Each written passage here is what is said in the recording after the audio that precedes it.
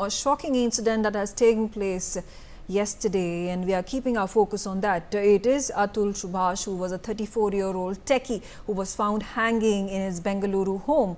According to the police, Atul died by suicide and left a 24-page death note. Originally from Uttar Pradesh, the techie lived in Manjunath layout in Maratha Holi police station limits in Bengaluru. He worked as a senior executive for a private firm in the city and had been living alone after separating from his wife. The suicide note found at Atul's residence had 4 handwritten pages, while the other 20 were typed out. In the letter, the techie allegedly blames his wife and her family for the harassment he suffered, attributing it to the persistent marital strife. He also emailed it to several people and shared it with a WhatsApp group of an NGO he was involved with. According to the suicide note, his wife was already receiving 40,000 rupees per month as maintenance, despite working at Accenture and earning her own money. And yet, she demanded 2 to 4 lakh rupees more from him. Let's delve deep into the case. The case has its origins spread out not just in Bengaluru but also in Samistapur, where Samistapur is the place where the boy's native town is, Jaunpur, where the woman's native town is. And I'm going to bring my reporters onto the telecast. Ajay Singh, he's joining me from Jaunpur. I have Belly Thomas, who's in Bengaluru right now. He's joining me from there as well. Ajay Singh, what's happening right now? Have you been able to get in touch with this woman's lawyer who's fighting the case for her, representing her in the number of FIRs that have been filed against the boy?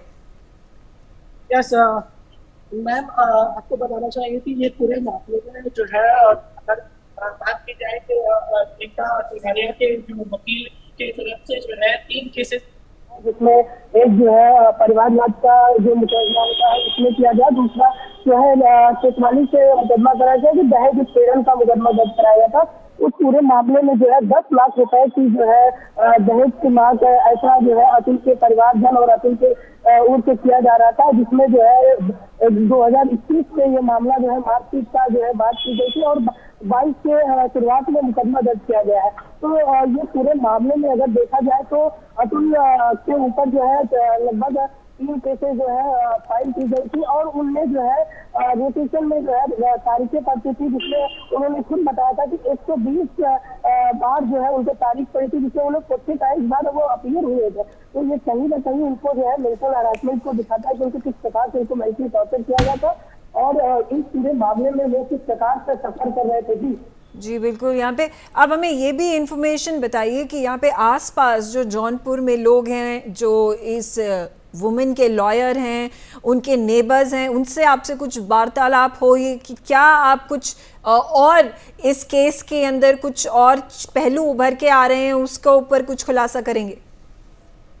अगर हम निष्ठा सिंघानिया के lawyer की बात करें तो जब हम मॉर्निंग में हम आए हुए थे, इनके जब उनकी माता निकिता की माता और उनके भाई से मुलाकात हुई थी, उन्होंने जो है कहा था कि आप जो है हमारे लॉयर आपसे बात करेंगे, हम कोई भी बात नहीं करेंगे। इसके बाद जब हम उनके लॉयर जो है विनोद श्रीवास्तव से हमने संपर्क किया बात करने के लिए, तो उनका साथ कहना था देखिए हम अपने जो हम केस लड़ रहे हैं उसकी पत्रावली में जजमेंट हो चुका है, वो पत्रावली हम आपको दे रहे हैं और पत्रावली में जो जजमेंट है आप खुद देख लीजिए कि क्या चीज है। तो उसमें 40,000 रुपए का जो है गुजारा भत्ता देने की बात जो है की गई है और उसमें आदेश हुआ है।